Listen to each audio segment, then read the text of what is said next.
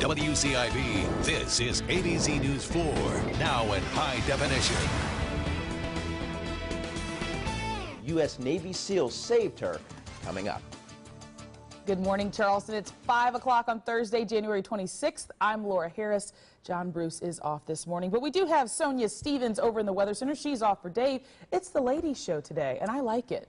I like it as well. Well, we do miss our gentlemen, but you know what we don't miss is the rain, because we've had such nice weather, Sonia, but it might be on the way. Yes, some changes coming up in the full forecast.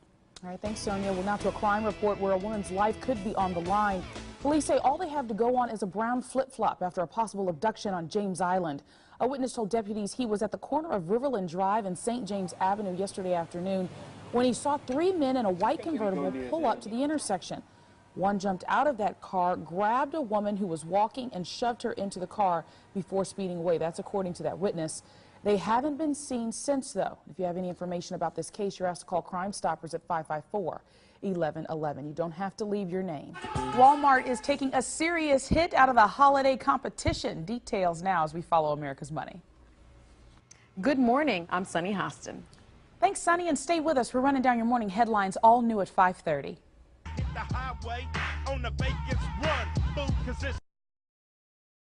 No, and I'm going to do this because we're running out of time, Kay, so I want to make sure John and I are going to sign this cast. All right. Just because of how cute this dog is.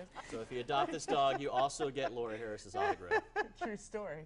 Which is always a bonus. It's a bonus for sure. Look at the tail, just a wagging. What a sweet girl. That's so cute. And we have to thank Dr. Henry Bianucci for taking care of her. Watch the Throne is set to release later this summer. You might remember Jay-Z had a big retirement bash in 2003, then dropped a new album a few years later, and I believe it was The Blueprint 3, and it was one of his best. That's right. Good stuff. Just putting it out there. All right, well, stay with us. We got your morning headlines all new at 6.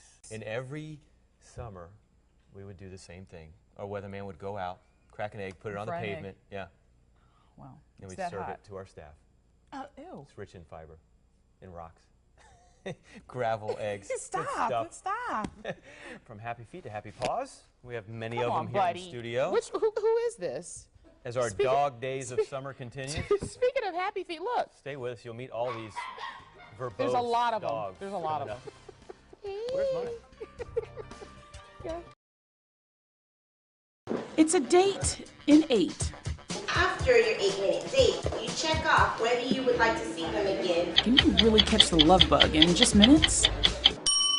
Are you trying to possibly find the love of your life in 8 minutes? Nah.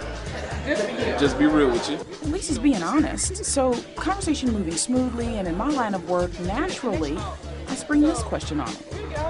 Do you follow current events? No, I don't follow current events. Unless you know what I'm... Does it bring you down? Some people don't watch the news because it brings them down. No, it's just... I don't know. Have you ever seen me on television, Anthony? I have not. Wrong answer, Anthony. On to the next one. This is Phil. Speed dating clearly wasn't Phil's idea. So your roommate is here right now, and he made you come? Yes. All right, let's try to get this thing going. So what was the last book you read? For fun, last book I read. Oh boy. All about business. I think I wasn't serious enough for him. All right, well, how about one more? Marvin's a financial planner, but I think his job keeps him so busy that he doesn't even have time to watch the news. How do I know? I don't really be watching the news much, man. Yep, in case you missed it. I don't really be watching the news much, man. We talked a little more, but probably wouldn't work. He doesn't do current events, and well, I have to. And I'm Laura Harris here with Dave Williams. As for 8-minute dating, at least it was fun. In Charleston, Laura Harris, ABC News 4. I believe the only hope we have of fixing this country is from the bottom up. This is Tim Scott. I'm happy to figure out how to serve you if we're talking about moving people forward. He's opinionated. I mean, the fact of the matter is I think President Obama has not done a passing job. He's honest. I'm not going to have a conversation about things that don't matter. A self-proclaimed energetic, enthusiastic optimist who says he's aware certain people in the community don't agree with his stance when it comes to politics. Yeah, there's no doubt that being an African American, do people in the news and in schools see me as an African American leader and try to find a way to create a wedge at times and or use me as a bridge at times, certainly. I'm more interested in where we're going than where we've been and who you think I am when you don't even know me. Oh, and did I mention he's pretty candid? We ought to be able to debate that without me being anti-black or him being pro-black. I think that I'm not anti-black, but I'm also not pro-anything. I'm pro-America. That's what I'm pro. I'm not pro an ethnic group. I'm pro this country. So it's no secret that since this freshman Republican congressman parlayed his county council seat into a spot as a U.S. congressman, he's been met with plenty of opposition from many who say his political views seldom represent African Americans in his district. A lot of people look at you and they say, Tim Scott is a Republican. Yes. So Tim Scott is not for us. Right. What do you say to that? Wrong. And Congressman Scott takes that attitude with him to Washington. We ought to fight for what we believe in, fight for the cause and the philosophy that undergirds the cause. And then when you're done, cross the aisle. Have a conversation with someone who's not like you. Do you feel like you're carrying the weight of the African American community here in Charleston on your shoulders? You know, I think I carry the weight of South Carolina on my shoulders, frankly, to some extent. I mean, you know, one of my things I always say is that we need to improve our reputation and increase our expectations. Despite the negative comments, the Stall High grad says this community is close to his heart. For me, this is a cool deal because I get to serve the people who believed in me when there was very little reason to do so. In his first term, Mr. Scott says he's helped pass 27 job-creating bills in Congress, pushed to lower the overall tax burden, and ultimately feels that he has made his community proud. That said, in the words of Tim Scott, the numbers don't lie. In Charleston County, Laura Harris, ABC News 4. We are excited here. I'm John Bruce. I'm so glad that we made it. It was touch and go there for a moment. 'Twas. I'm Laura Harris. Much more on the political peak we're hitting here in South Carolina in just a moment. But first, we're going to go to Sonia Stevens over in the Weather Center in for Dave Williams this week.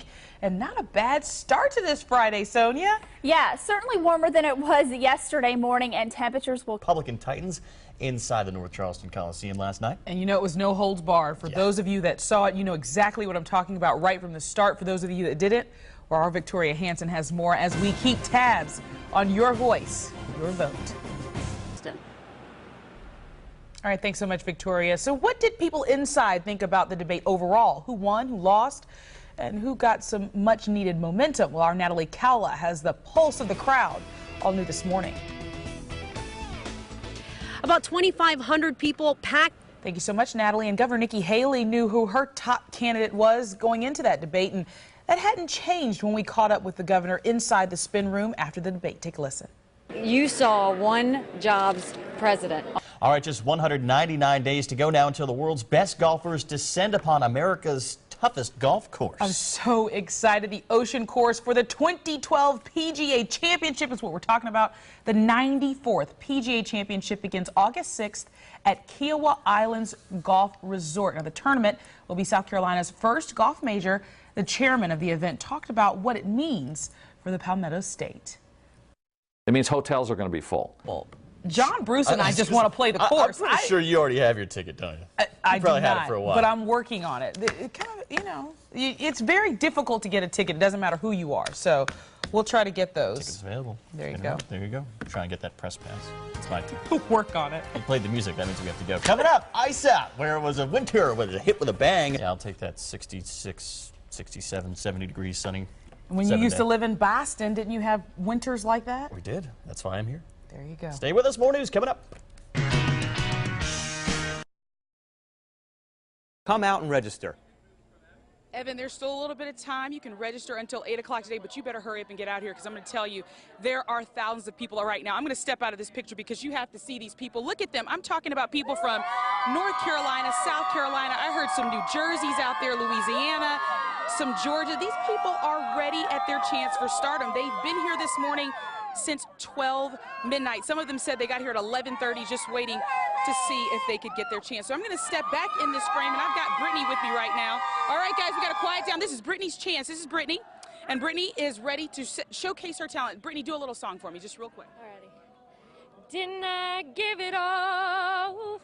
Singing no less. Okay, we don't want to give it all away, Brittany. That was great. Where are you from? Thank you. Charlotte, North Carolina. Charlotte. So you came all the way here. What time did you get here? We got here, we got here a couple days ago, but tonight we got here at 12 o'clock. But you look like you're ready to go. I am. I'm ready to go. I'm excited. Wonderful, wonderful. Well, I'm going to be here with my friend Brittany and thousands of all my new best friends, I guess you could say. And Evan, like I said, people still have a chance to get out here. 8 a.m. is the cutoff point to get your wristband, so hurry up and get on down here. I'll send it back in to you, Evan, though. All right, save my...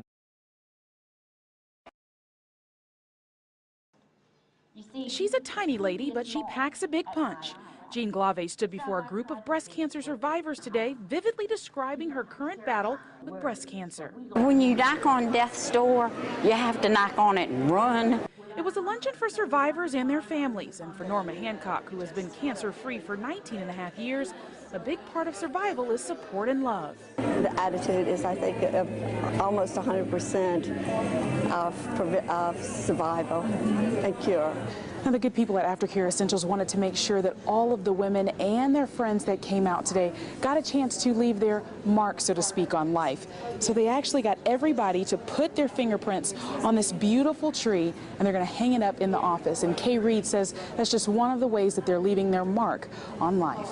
We provide products for women who have gone through mastectomies and breast cancer surgery, and we have been in business for 17 years, and we've tried to do stuff for the community, but we just really wanted to do something big to give something back to these women who have gone through so much. And all of them, just like Jean, have their own war stories to tell. But it seems she sums up all of their experiences with just 7 words. Cancer is a word, not a sentence. In West Ashley, Laura Harris, ABC News 4.